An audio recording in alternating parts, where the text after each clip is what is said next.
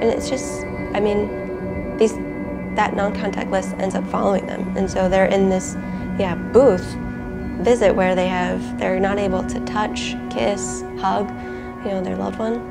And I think for a number of people in that situation, they may not know what the steps are, or fearful for any kind of retaliation, or they just.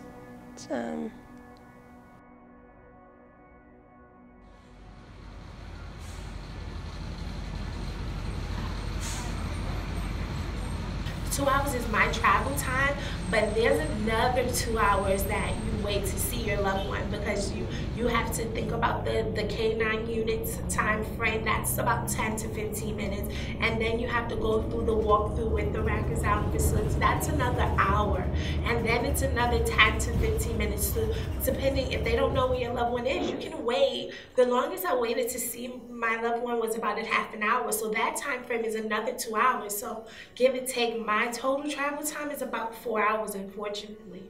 If you just talk to a family member, they'll say to you that they themselves feel like they're being punished when they go to visit a person, and they feel like they're being punished for caring or being supportive of a loved one. And I mean, it's just not fair. And what they're doing is impacting thousands of families who are trying to be supportive to their loved ones who are incarcerated. Once we get there, we have an officer come on the bus, and he gives you a speech about paraphernalia, and if this is the time to let it go, and you'll be able to see the inmate, you won't be charged or whatever. And they line you up in a circular form, and then they have a K-9 unit, a K-9 dog come around you, tell you to keep your arms by your side and to make sure that you don't have any paraphernalia on you. And then you get on another line, and once you get on that line, what happens is you have to take off your shoes.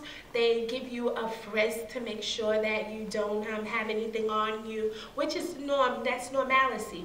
However, women who wear wire bras, if you do have one, now you're subject to a patent search. You get back on another line, and then it's just a waiting time, waiting for that bus to come. And that bus is the bus that goes around the Rikers Island facility, dropping off visitors to see the inmates inside.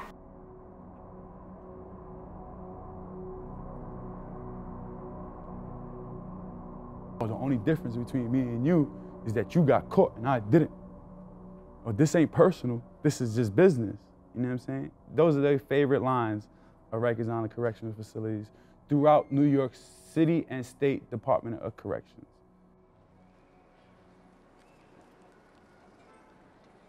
My name is Rafael Carrera. My role at Just Leadership is that I'm an intern. I'm interning as a community organizer in training. My personal experience with Rikers Island basically started when I was 16 years old, 2 weeks after my 16th birthday. I was arrested for a wild robbery. And from there, I kept on going in and out of Rikers Island until about 2010, 2011 and stuff like that, when I maxed out from New York State prison system. So yeah, I had a very, almost 10 years on and out of Rikers Island. House a person on Rikers Island up to date, despite what our billboard said on 42nd Street, which we feel so bad, it's $270,000 to house one person on Rikers Island. Basically, there are more guards than inmates on Rikers Island, so a ratio better than 1-to-1, which is nowhere in the world. Not even little kids in school in New York get that ratio, which is only 22-to-1. So it's where is the money going? I don't know.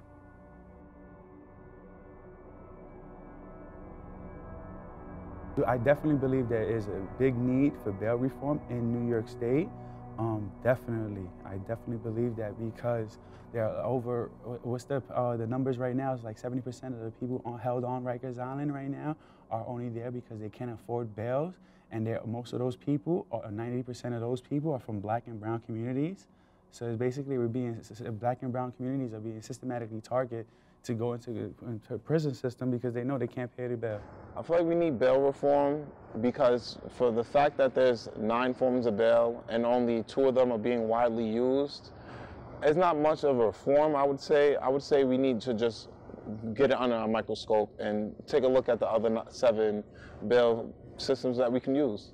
That's crucial to New York City, like in such a way that no one, like people really don't understand how deep that is. Because there's people out there, there's people on Rikers right now that if they knew that those other 7 forms was out there, they would be home right now with their families, providing, working, and fighting their case, going back to court. Because the only reason they have bail in New York is just to make sure that you get back to court. That there's people power, there's power in people, and your voices can be heard, and you can make a difference. All you gotta do is get up, go out there, and go say something. And I know there's a lot of pushback for people who think that we're going to build more jails or we're going to bring these criminals into our communities. When that's just, no, they're your community members. If people can be closer to their families, I'm going to be supportive of that than having an island where there are 9 jails and it takes a family member like 5 to 7 hours just to get there and have their 1-hour visit. There may be times where there are these obstacles we have to face, but that's not going to motivate us any less. If anything, I think we're motivated even more.